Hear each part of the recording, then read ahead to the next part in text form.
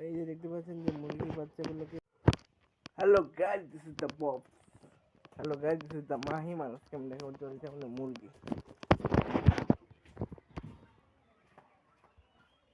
এই যে দেখুন, দেখতেই পাচ্ছেন যে আমাদের মুরগি ফালতুগিরি।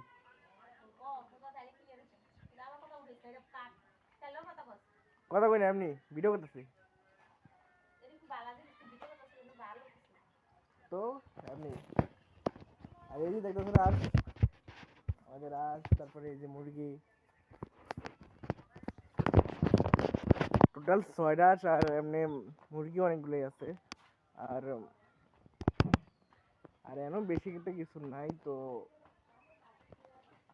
এই যে মুরগির বাচ্চা আমাদের দুইটা ইয়াতেই।